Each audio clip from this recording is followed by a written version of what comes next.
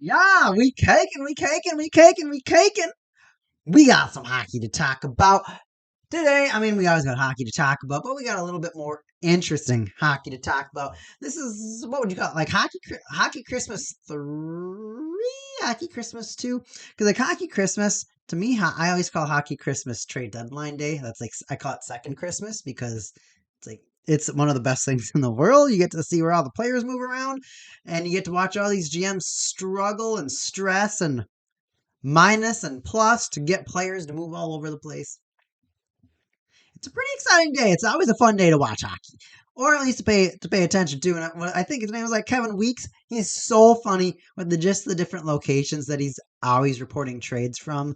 It is the funniest thing. I respect it a lot. That guy's got hustle. I look up to that type of hustle. I mean, that guy's working wherever he is. He doesn't care if he is at his best friend's like daughter's birthday party. That dude's gonna like let me go by your mailbox. He'll just be like next to a mailbox, be like, so the get breaking news. The Minnesota Wild have acquired goalie Marc-Andre Fleury from the Chicago. Like he's just like that. So that's really exciting. So today, free agents and trades. So like I said, I'm late. I know it, but we doing it. So I'm talking hockey. Y'all haven't heard about me from a while. I had to get a new computer. The old one just was not keeping up with it. It was laggy, it was frustrating, and nothing worked. So saved up some money, got a new computer. That's where I was. That's why I'm here. You think I stopped watching hockey? You think I stopped watching hockey? Well, guess what? I did stop watching hockey. Well, everyone stops watching hockey for the most part after the Stanley Cup ends. But, you know, I'm here. So let's talk about WeCake'n's top 10 free agent signings. Now, this is an absolutely no order. This is just the top 10. These are like the big player names. All right. Let's start out with Evander Kane re-signed with the Edmonton Oilers. 4 years, 5.13 million at a 20.5 million salary. Evander Kane did pretty good with the Oilers. I mean, it's hard to not do good with McJesus and Draisaitl. I mean, they were disgustingly consistent. They were smoking the league by I think it was January. It was like, yeah, so you got McJesus and you got Draisaitl. And then I think like Huberto or somebody was like the next person, but I don't remember exactly. Season moves that quick. However, that's pretty much the way that went. Is that it was a pretty quick. They were very quick at just blowing everybody out of the water, and it's kind of embarrassing when you look at the Oilers because nobody besides these two guys are at the top of the league. That's kind of one of those teams where like you definitely know the two players that carry that team, and you definitely know why that team just seems like they're just never close enough. Like they just can't get over that hump. So Evander Kane re-signing with them, which is another interesting thing because this season he got let go from the Sharks because he faked COVID, faked his COVID vaccine card, wasn't real, and got a 21 game suspension. That was cool. He definitely deserved it. One idiot. What an idiot Evander Kane is. And because he knows how to shoot a puck, they re-signed him. And it's kind of like one of these weird things because everyone like this guy has a stigma. Everybody knows he has a stigma. And it's kind of one of those things where you're just like, I mean, you look at the Oilers and you already know that they're struggling. You already know that they've been trying really hard. They know that they haven't been really able to support McJesus with good talent. And Duncan Keith just retired. Who did they trade for Duncan Keith? I don't remember. I thought that they did some like big. I don't remember if they did something big to get a hold of Duncan Keith, but he just retired. Played like I think he played 90%. I want to say he played all with the Blackhawks except for one season, and then he's like, you know what? We didn't win. I'm done. I'm out of here. So the Edmonton Oilers, it just feels like they can't funnel enough talent into their squad to make a decent run. And the biggest talk around the hockey world is how many years is McJesus going to give this franchise before he goes like, you know what? That Vegas Golden Knights team is pretty stacked. I think that I'm going to become a Golden Knight. Or he's like, you know what? Maybe I'll become a Tampa Bay Lightning or a Florida Panther because those are some other teams that just are scary consistent. Maybe he's like, you know what? Maybe I'll be a Washington Capital. You know what? I'll skate down the ice. I'll score the goals. And if we happen to get a power play, Ovechkin will just rocket a goal. It doesn't matter if he's like 62 years old. Ovechkin's just going to go to his office, sit in the one spot on top of the circle, wait for the puck, and just get a ripper. Goal! It works every time. Believe me, I know. So does the league. Scores a lot of goals that way. So Evander Kane, it's not a good idea. I don't know. Like, it's so interesting when teams sell out for talented players. Even like, gosh, this guy's had a lot of controversy. But on the other hand, that guy can really score. And as a fan, like fans don't like Evander Kane. You know what I'd really like to know? I would really like to know the amount of Evander Kane jerseys that have been sold by the Edmonton Oilers. I would be surprised if it was over 50. I'm not even kidding. If it is over 50 jerseys, if there's over 50 Evander Kane jerseys that have been sold by the Edmonton Oilers, I would be surprised. Nobody wants that. It's like the least valuable sports memorabilia. So Evander Kane re-signs with the Oilers, 4 years, 5.13 million, 20.5 million salary. So then we're going to move on to Jack Campbell, or as they used to call him, Soupy. They probably still call him Soupy. Soupy was a part of the Toronto Maple Leafs. He has just moved on to the Oilers for a 5-year, $5 million at a $25 million salary. So Soupy was the Maple Leafs goaltender. And these poor Canadian teams, man. These poor Canadian teams, they can't win. They won't win. And at this point, it's funny. It's really funny watching Canadian teams struggle. Somehow a Canadian team got into the Stanley Cup final, not this season, but last season. Yeah, I'm looking at you, Montreal Canadiens. You did not deserve to be there. You stole a Golden Knight spot, but I mean, and it's a kind of another thing, a little side tangent. The Montreal Canadiens may have destroyed the Golden Knights. Wow, has that team changed in a year after losing to them in the conference final. I'm not sure if the Golden Knights will ever be the same.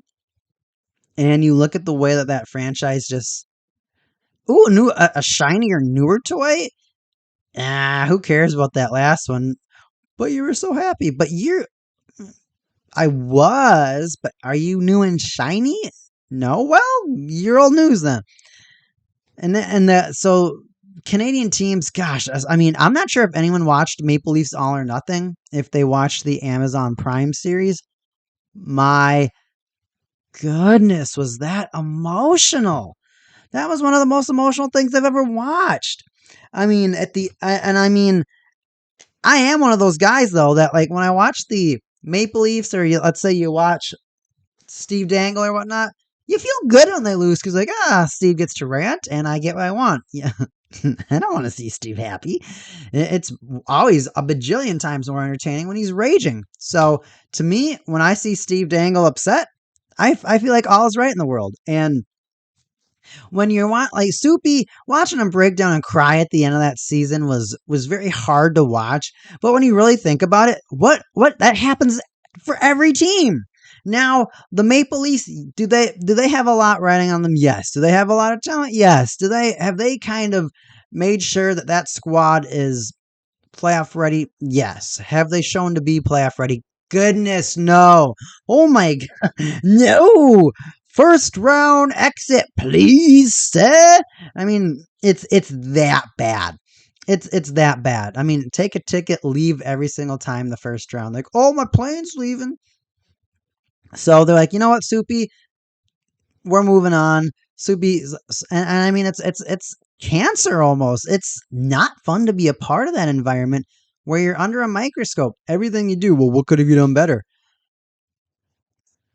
Move at the speed of light. Like, what do you want me to say at that point? It's like there's sometimes where you can't make the save. Sometimes you're like, where's my defense? Where's my team? Hey, you know how we're spending? You know that you pay me like this much money to like be a goalie? How much money are you paying for your forwards that aren't doing their job? So who's really not doing their job? The $40 million of forwards that you're paying for, or the $3 to $5 million that the goalie is getting paid? Yes, the goalie needs to save the puck. That is their job. But if you're paying 8, 9 times more than that for four or five players to score, and they're not scoring, there's a problem. There's a big old problem there with the Toronto Maple Leafs right there. So Jack Campbell moves over to the Oilers, but the hard part, I don't think he's going to be able to avoid this problem. I don't think Soupy's going to avoid this problem based upon the facts that you went from one. I think you can definitely make an argument that Austin Matthews is a hockey god. He's a prodigy. And now he's moving over to the Oilers side where you have another prodigy. It's not going to get easier. It's a new fan base for you. It's a different city for you. But you're still in Canada, dude. This is going to follow you around forever. As long as you're in Canada. Is playing for Canada bad? No. Is there a cultural difference when you look at American hockey fans versus Canadian hockey fans? 1,000% yes. And that's one of the biggest things that Soupy's going to have to deal with. It's not like he hasn't been dealing with it, but he's going to have to keep dealing with it. Getting away from the Toronto Maple Leafs does not mean that your play isn't going to be observed under a microscope. So you still have to deal with that, Soupy. You're not going to get away from that. You're getting paid good money. I just keep getting brought back to that gentleman's mental health, and I keep getting brought back to that Amazon series. You could probably search it on YouTube. Jack Campbell just crying his eyes out, apologizing to every single teammate, to the coaching staff. He's just sitting there, and everyone's coming up to him, patting him on the back, and it legitimately feels like his parents like got in a car accident like before the game, and you just got told after the game, like, yeah, so your parents are both dead. They didn't have their seatbelts on. They hit a fire hydrant, or you're like, your dad had a stroke while he was driving, hit a fire hydrant, and they both got flung from the automobile. It's that devastating. It's really hard to watch. Best of luck to Soupy being an Oiler. That's all you can really say. Now, this next one's so weird. Claude Giroux, the big flyer, tried his luck with the Panthers. They got past round one. Yay! Got to round two. Team scored 3 goals in 4 games. Got absolutely decimated. Got swept. And now the Panthers they pulled the Jets, and I'll talk about that a little later. So Claude Giroux was Claude Giroux was taken or was traded to the Florida Panthers. The trade deadline by I almost said Carolina Flyers. What am I thinking? By the Philadelphia Flyers. So the Philadelphia Flyers traded Giroux to the Panthers. They got past the first round, got blasted in the second round, and now Giroux's like, so I'm going to go to my hometown, which is in Ottawa, and I'm going to be a senator. So now he signed a 3-year deal at $6.5 million apiece, so a $19.5 million salary with the Ottawa Senators. Who knows, man? And this is like, it's really exciting to be a Senators fan right now because Batherson. I mean, I'm not a Chucky fan, but you got Chucky, and then you got Stutzla. I mean, that team is rearing up. That's going to be a fun team to watch. And the fun thing about teams like the Senators is you cheer so loud when they stop a team like the Oilers, when they come back from a 5-goal deficit and Evgeny Dadonov swags and scores and wins the game. I mean, that's the stuff that you like from a team like the Senators. The Senators, aren't a team right now with a whole. They got a lot of young stars, but they don't have like a lot of veteran stars. So Claude Giroux joining that team is super interesting. Seeing what he can do with his talents, kind of wanting to be closer to home. I think this is an excellent signing. It's a short term, good money, and it's kind of one of those things where you kind of test the relationship. And of course, Claude is testing his age. He was a flyer for his entire career, except the trade deadline on from this last season. So seeing him in another team in a team sweater, that's really hype for me too. It's something to get used to, but it's something for other fans to be like, we're gonna try this out. And then this other franchise is like, hey, we love Giroux. We're probably gonna retire a sweater eventually. We hope you win with him. We hope you can make him a better legacy than what we could have. He showed everybody what he could do with our team. Couldn't put it away. He's been to the Stanley Cup final. That's when they lost to the Blackhawks. That really, really weird goal that Kane scored. That tight goal where nobody's like the refs are just like, what's going on? And then Kane starts speeding up, throws off his gear, and people are like, what? And then they're like, oh, yeah, that went in. Game over, Flyers. So Claude Giroux, I like that signing. Now we got Vincent Trocheck went from the Hurricanes to the Rangers for a 7-year, $5.63 million, roughly about $40 million salary, 39.38. Trocheck is a really interesting me right now because he had a kind of a rough relationship towards the end of his tenure with the Florida Panthers. He's like, I need out. I'm pretty sure they traded him to the Carolina Hurricanes, and then Hurricanes did good. Now, the only thing with the Hurricanes is right now is they can't get over that hump. They can get to pass the second round. They can get to the conference final, but that's kind of where it ends most of the time. And the big thing is that this next season, it's scary for them. You don't think the Capitals or the Penguins want to go all in? You don't think the Rangers right now? I mean, now Trocheck is a Ranger, but there are so many teams that are just getting better and better and better. And then there are some teams that are like, well, there goes that player. We got to hold a patch. So the Rangers are getting super, super scary. I think right now with the Rangers, the biggest X factor is Lafreniere. Is he going to be that player that everybody thought he was going to be? I mean, like, let's be honest, everyone gets gassed up come draft lottery. This draft was nuts. How I can't even think of the guy's name. Ended up going fourth overall. Went to the Kraken instead of the Canadians. They took like Drage, Slavkowski instead of Shane Wright, and then Shane Wright didn't even go to round 4. So that was really weird. Nobody expected that. Now back to Trocheck. 7 years. He wants a home. New York. Hard to say no to wanting to be in New York, right? So he's that's a really good contract. Now, 5.63 million, they're not overpaying. They're just making sure that they're like, you know what, we're going to have you for a long time.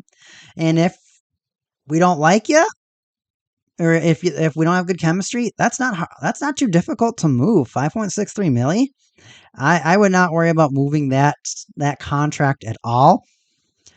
I think he's definitely going to be able to help that squad out. I think that he'll be able to bring in a little bit of veteran presence. I think he'll be able to say, hey, I succeed decently in the playoffs too. So I could definitely be a great contribution to your squad. So I'm really excited to see where that necessarily goes with the Rangers. Best of luck to Trocheck. Now, this is the crazy part of the Netcast, because this is where we get zapped by lightning. So let's think about this. Tampa Bay Lightning, so close to three-peating, but you could just tell that they were out of gas. They had nothing left in the tank. They couldn't compete against a hungry Avalanche team with generational talents. Kucherov, amazing. Vasilevsky, amazing. Hedman, amazing. But then you're staring down Makar, McKinnon, Rantanen. I mean, I don't think Darcy Kemper is nowhere near superstar status. I think people are going to start respecting him, and I'm so interested to see how he does with the Capitals. But Lightning, Mikhail Sergachev, 8-year extension. Wow, 8 years. They really want Sergachev. 8.5 million a season for a $68 million salary for Mikhail Sergachev. So I'm pretty sure Sergachev is a defenseman. I think that they're just trying to solidify that blue line. They want to make sure that they have players that they can trust. I think right now the anxiety runs so high in the NHL, and my pops and I, we talk about this all the time about players getting overpaid. But you got to consider your losses. I think teams would rather sign players to poor contracts, to longer contracts, especially players that are proven to produce. And that's, especially if you're the GM of the Lightning, you're like, okay, so we got to the Stanley Cup 3 times in a row and we won 2. So we won 66% of the time. We won the majority of that amount of time. These players won 2 cups. They brought them to the 3rd cup. Do you think that these players aren't consistent enough? I think every single one. No, there's actually 3 signings. Spoiler alert. There's 3 signings from the Lightning. There are 3 signings from the Lightning. All for 8 years. So it's crazy how long they've extended these players. But when you look at what they've accomplished, when you can actually say, how many other players in this league have made it to 3 consecutive Stanley Cups? I'll wait. Don't say Corey Perry. Don't say Corey Perry, because that's not the aspect that you're looking at. You want winners, not losers. Sorry to rub it in there, Perry, but gotta be a realist sometimes. Best of luck for the next time, but probably not gonna happen. Anywho, Lightning players.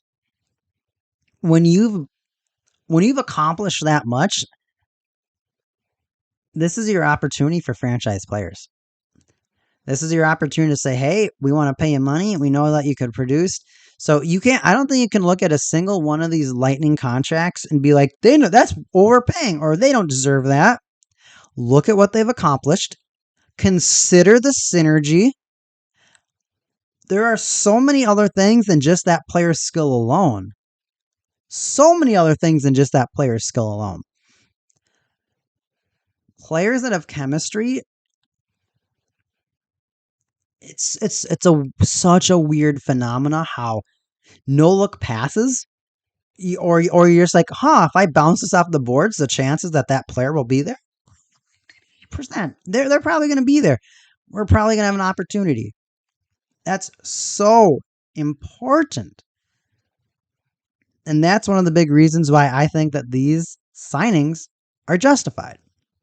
Now we move on to Anthony Cirelli. Like I said, 8-year extension, $6.2 million for a $50 million salary. They just want consistency. You want to know what's also fun? Not having to gamble on draft picks. Gambling on draft picks is the worst thing. You can get there. Shout Steve Dangle, magic beans, bro. They're magic beans. Player's gonna grow out to be great. But there's so many things that can happen to a player in that amount of time. Break a leg, hurt something. Oh, you're never the same again. Darn. This other player, yeah, they're gonna be good. Their coaching staff. It's so interesting when you synergy and chemistry are ridiculously important. And sometimes you don't know if that new player is going to be able to get into the system. There are so many counts of talented players moving around and not being able to produce at the same rate because of the chemistry. The lack of familiarity. Yeah, you might be one of the most talented players. Yeah, you could be making $8 million. But if you don't know how to compete with that team, if you don't know how to play with that team, you might not do so hot. So Anthony Cirelli, a good signing. Finally, we're going to round up the Lightning with Eric Chernak. I'm pretty sure it's pronounced Chernak. Resigned the Lightning, 8 years, 5.2 milli, 41.6 salary. So the least paid player of these three signings. I like it. I like the consistency. I like that they gave one player strong money, but they're also showing these players like, yo, we're so happy to have you a part of this team. We're so proud of the accomplishments that you've had with this team. If you can get us to the Stanley Cup final 3 years in a row, you might be worth keeping around. You might not want to see that go to another team. So that's why you might overpay. That's why you might be willing to give some of these players more money or more than what people might say that they deserve. Because if you've accomplished that, why couldn't you do it again? And isn't that a solid argument, though? If you've done it once, what is stopping you from doing it again? And the Lightning are the only team that can say that right now. I would absolutely argue that the Tampa Bay Lightning were way more dominant than the Chicago Blackhawks when they won their 3 cups. Yeah, they won 3 cups, but they kind of waved in and out. I'm not sure if we've seen a team that is this dominant as the Lightning. The Lightning were legitimately shrugging people off and just decimating them. And I mean, you look at their legacies. Yeah, the Lightning won some COVID cups. Blackhawks won a lockout cup. So what do? One has back-to-back, one has 3. One got to the cup 3 times, one won 3 times. Some players have more rings. Some players are like, well, did you back-to-back? Okay, just making sure. And then the other team's like, well, do you have 3 rings? And they're like, and then they kind of both like growl at each other. But I definitely like those signings. Darcy Kemper! Okay. He was, of course, just won the Stanley Cup with the Colorado Avalanche, one of our natural disasters. I'm going to take a little sippy sip.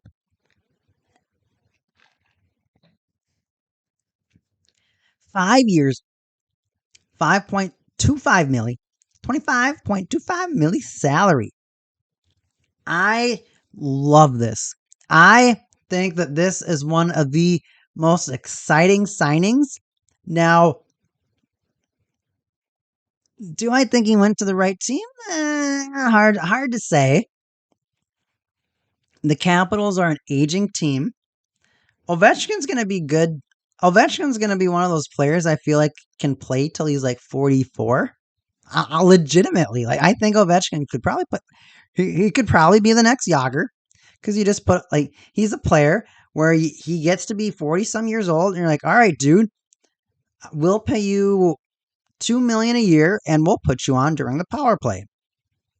You're gonna get a couple power plays a game, right? He'll probably score 20 goals a season just playing power play. Now, you look at Oshie. My gosh, did he play? What did he play? Like 15 games this season? It felt like that. Brittany had him. That's my shotty in her fantasy hockey team, and I cannot tell you how many times she came to me and she was like, "Oh, she's injured again." I'm like, "Just throw in your IR." She's like, "Well, this guy's injured." I'm like, "Well, I can't tell you what to do with it anymore." I could not tell you how many times that guy got injured this last season. You feel bad for the player, but at the same time, you're like, dude, come on, man. I don't know how many more years the Capitals have to where you can look at them and be like, I'm scared of that team. Because what do you got? Kuznetsov, Carlson. I thought there was one other. There's John Carlson, and then there's Backstrom.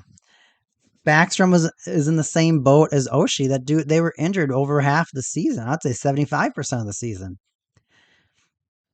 Ovechkin's getting old, so what do you got? You have injury-prone players and a guy that is just getting older. I mean, it's not like he didn't score a lot of goals, but It's definitely something you have to take into consideration. Darcy Kemper is the anchor for competition for the Washington Capitals. He's going to make sure that team stays competitive. He's going to make sure that that team can compete.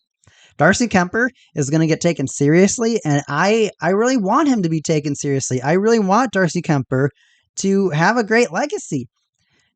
Is that weird coming from a Minnesota Wild fan? Maybe a little bit. But at the same time, you really have to consider when there's this player that doesn't work out well in this place. Goes to LA. Nothing stands out too much.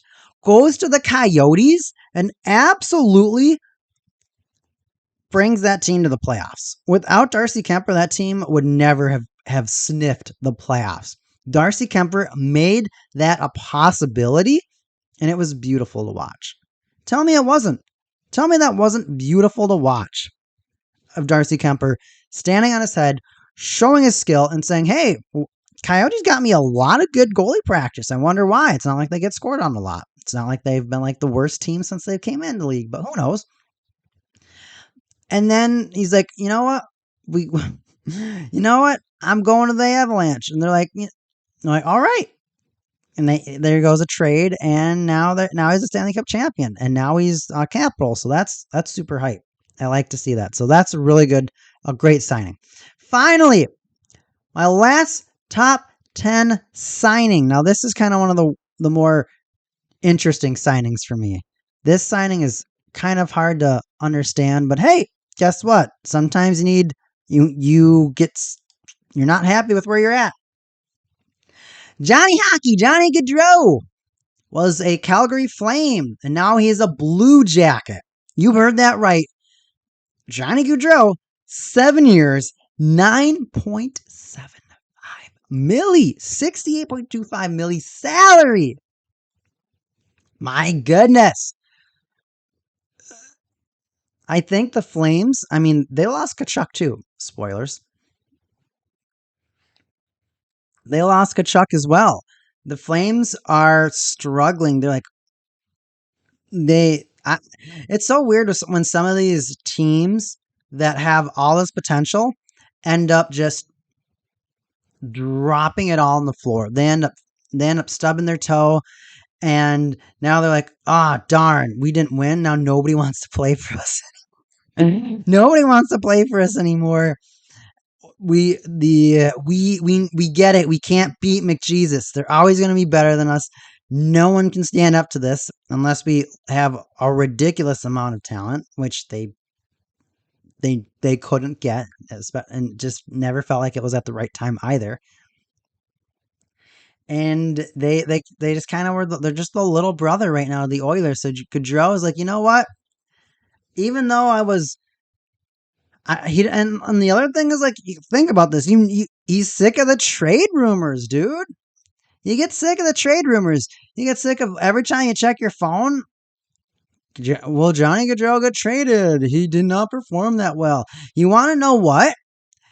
He is going to be worshipped as a Blue Jacket. Because the Blue Jackets have nothing. They've rarely had much. Not discounting Nash or some of their other greats that they've had. Right now, somebody tell me what the Blue Jackets have right now. And if you say Werenski, I'm kicking you out. I'm kicking you out because that does not count. Absolutely does not count. So right now, when you look at what Johnny Gaudreau can bring to the Blue Jackets, it's nothing but positivity. He's going to be number one. He has zero competition for the number one spot on the Columbus Blue Jackets. He doesn't have a Canadian market that's breathing down his neck telling him, you got to do better. You got to support the team.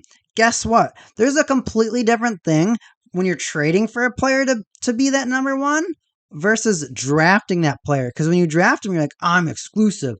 Guess what? You got to make this team better. Everywhere that we get is because of you. We win? Yeah. We lose? Aw. But guess what? We're looking at you. We're looking in your direction. So Johnny Gaudreau, had that, and it's of course it's amplified in the Canadian market because hockey's their thing. Coming to America, hockey's like the fourth most like it's people don't really care about hockey as much. I'd like people to care about hockey as much, but it's nowhere near as popular. Same thing about American football, and you look anywhere else, it's nowhere near as popular as football, European soccer, South American soccer, right? So you get this star player and you throw him on this other team, or he gets traded to this other team. Sorry, signed to this other team, and now the city has hope. He's also going to be used as a talent magnet. So like, oh, Goudreau's there. Maybe I want to go there. Maybe I want to be a Columbus Blue Jacket, which not many players I think have said in their career, but Goudreau could absolutely have said something. Could get other players to come to that squad. So you go to a team, they know you're talented, they're paying you a lot of money. You're still going to do good. However, people aren't going to be mad if you don't get to close to 40 goals. People aren't going to get mad if you don't get. I mean, they want you to get to 30 at least, or close to 30. But think about it. If you don't have a supporting cast, the media, the team, they're going to be a lot easier on this player. They're not going to be breathing down his neck. And I think that's something that a lot of Canadian players like. And it's just a big sigh of relief for them to know that their life gets a lot less stressful with less media. And you also think of Columbus being not necessarily a hockey town. So I think he's happy for that new change of scenery. He's happy for the new change of culture. I think that's the biggest thing that Johnny Gaudreau is looking forward to. And that's absolutely going to be one of the biggest things that he's going to benefit from, is that absence of a microscope. So exciting signing for the Blue Jackets. I can definitely see why Goudreau wanted to do so. And we'll see if he can magnetize anybody else's interest to join the squad, to see if the Blue Jackets can become anything. All right, so those were the top 10 free agent signings. Now, I do have 5 top summer trades so far. Some of these were a little bit closer to the free agency. Some of them were just around in the summer. So let me read them off to you. They're pretty interesting. Top 5 summer trades. So let's start out with the Minnesota Wild and the Los Angeles Kings. Kevin Fiala, a left wing from the Minnesota Wild, goes to the Los Angeles Kings for a 2022 first-round pick. Defenseman Brock Faber. That's it. That's the trade. And then Kevin Fiala quickly got extended for like 7 years at like 7 or 8 million. So the Wild, pretty much what happened is that the Wild signed 2 players in like 2012, Ryan Suter and Zach Parise. And those were supposed to be our big player, the Minnesota Wild's big players.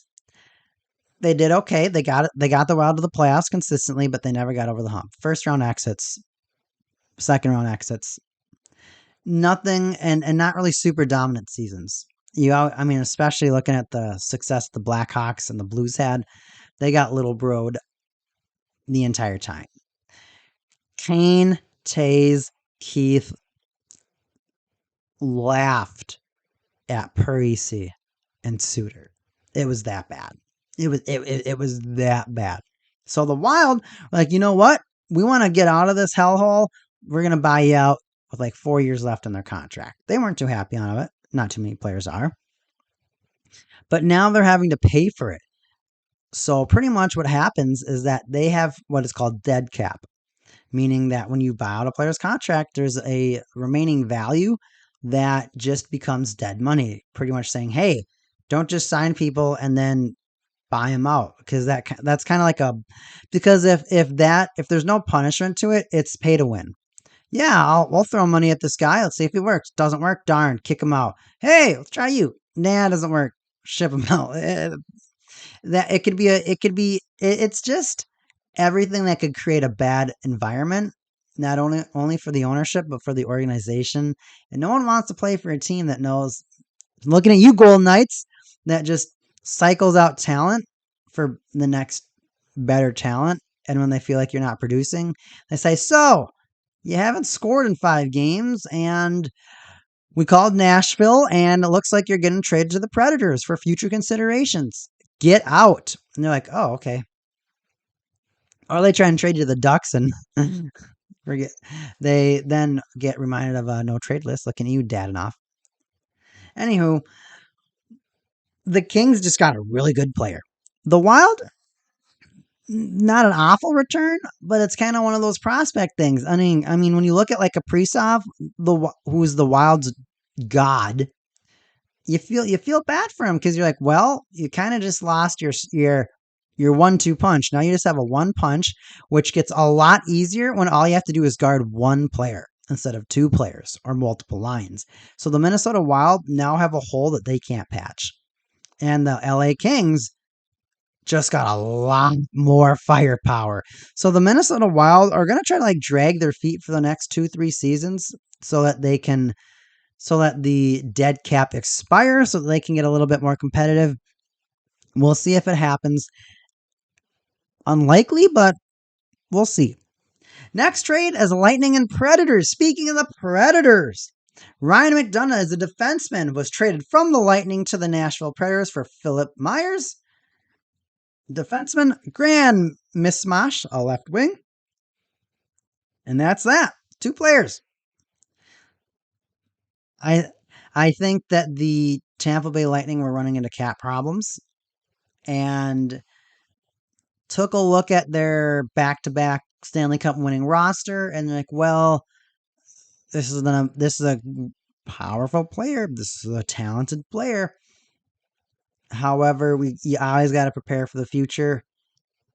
And sometimes you have to be like, hey, we got to move you. I can't afford you. It's not like I don't want to pay you. I don't have the money to pay you. That's the league that we play in. That's what we have to deal with. We would love to keep you. We just can't. And that's why they had to move them. The Predators, they're gearing up. I think the Predators could have a deep playoff run coming up this next season, especially when you consider some of the opportunities that they might have at this trade deadline. Professional sports is only getting more and more anxious because the way that our culture is turning into something where people have very short attention spans. And if you're not good, you're not relevant. If you're not relevant, people aren't going to go to your game. They're not going to. They'd rather just stream it, or they can fast forward or rewind or things. And they're like, oh, guess what? I guess who didn't have to spend $200 going to one hockey game with driving, parking, gas, and if you buy, I don't know, 2 bottles of water and a pretzel, yeah, that's $200 right there. Lots of money. However, that's a really exciting thing as far as the Predators' standpoint. They might get a little bit more competitive, and then you kind of rewind it, and the Lightning, we'll see where they go. They've been successful, so I'm not like praying that they're going to be more successful. Not necessarily a Tampa Bay Lightning fan. I do like that the South wins. I think it infuriates Canada, and that's okay by me. Moving on, Blackhawks and Senators. We got 2 trades. So these happened at the draft, the 2022 draft in Montreal. Alex DeBrincat is a left wing from the Blackhawks, went for a 2022 first round pick, a 2022 second round pick, and a 2024 third round pick. Senators are getting powerful. And the Blackhawks are stepping on the gas for a rebuild. They are just throwing players all over the place. At the deadline, they got rid of, I think it's Brandon Hagel. They got rid of Hagel for 2 first round picks to the Lightning. And now they're just getting picks left and right.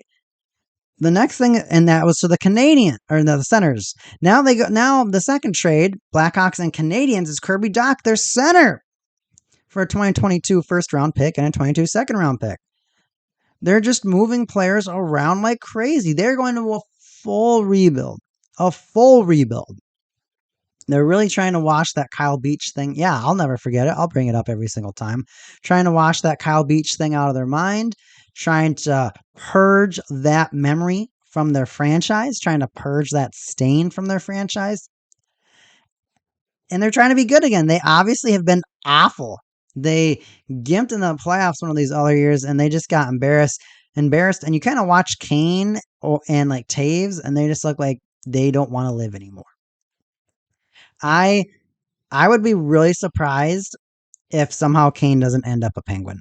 I'm gonna be dead honest. I think you could easily send like Jason Zucker and I don't know a second to the Chicago Blackhawks for Kane at like the deadline or something, and be like they'll retain 50% salary, and then after that Kane just plays with another team. I think something like that is easy to happen. Or our team's like, yeah, we'll pay due first for Kane for a rental, and then Kane just kind of plays with another team. And another thing, you kind of feel bad for players that have been like that are getting their talent held back. Like, yeah, I scored 30 goals that season, or I got like 90 points that season. We didn't make the playoffs.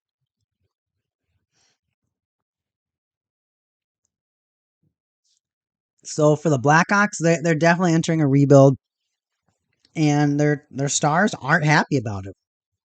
They're like, we thought we're still good, and then the Blackhawks organization is like doing like that gritty fakes like a retail smile, and then they're like, yeah, go along with that. You're good. We yeah, something like that. And then they're just like, yeah.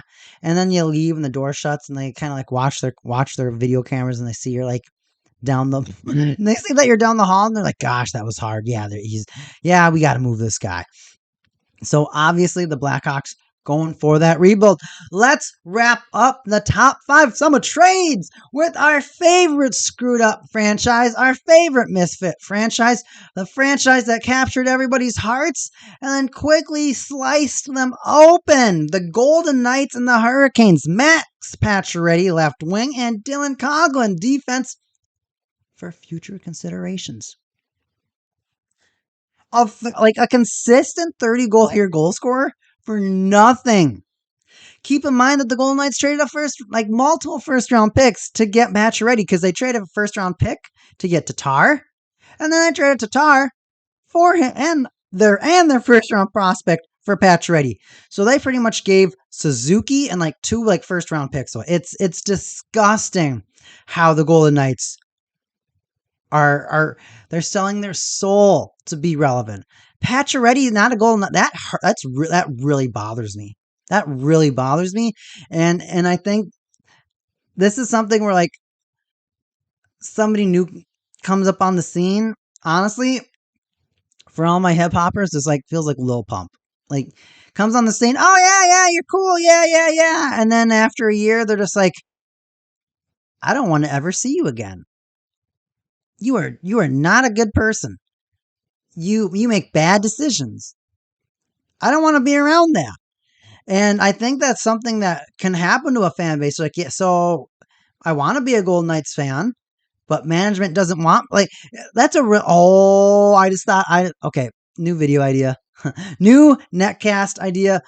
How like you can want to be a fan of a team, but how a GM might not want you to be a fan of the team through their actions. And this is an easy way how through their actions it's easy to be like, yeah, I want to be a Golden Knights fan, but management doesn't want me to be a fan because they sell everything to try to be good, and then it's the leaky boat thing. You patch one hole and then you're like, get it, patch, get it.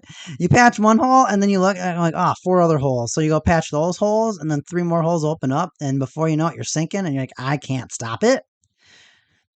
Yeah, that's the Golden Knights. They're not winning a Stanley Cup with a score. It's not happening. They're gonna lose, and they're gonna have to rebuild, and they need a clean house of management so that people take them seriously again.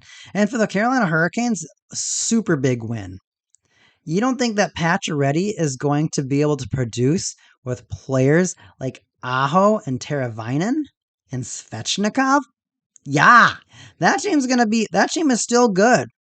You can't ever forget about the Hurricanes right now. That is a team that is deadly, that people forget about. And like, oh, they're a smaller team, smaller organization. But that doesn't mean that they can't shove goals down your throat. And I love small organizations because people don't pay attention to them. They're like, yeah, they got that good player. It's like the Panthers. People are like, oh yeah, they come back from 4-goal deficits, but we don't have to worry about them. And then they just start winning nonstop, and they're like, oh, that's different. And then they stay at the top of the leaderboards, and then teams are like, oh, the Panthers they'll fail, they'll screw up one of these times, and then that doesn't happen. And then teams are like, oh my gosh, we actually have to respect this team. So Florida Panthers, phenomenal squad.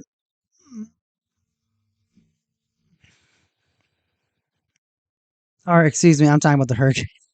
I mean, it's not like they're not a good squad, but the Hurricanes are a great squad. They don't have the spotlight on them, so I feel like they can do moves like this and get star power, and not all the time are people going to pay attention to them. They're a smaller market. So phenomenal thing for the Hurricanes. That team's only going to get better. Anyways, that was everything. That was our top 10 free agent signings. That was our top 5 summer trades. A lot of exciting things to talk about. I'm so glad that you're back listening to my stuff. Got to get back in the swing of it. I know I might not necessarily be doing it the best way, but I'm trying. Believe me, I'm trying. I'm going to get back in the swing of things. It's going to get easier. I'm going to get more intelligent when it comes to making netcasts. Nonetheless, we're 50 minutes through. So WeCake'n. This is who I am. That's who I am going to be. We talk hockey here. Thanks again for listening, because I guess you're just watching a still image. Thanks again. We'll talk to you later.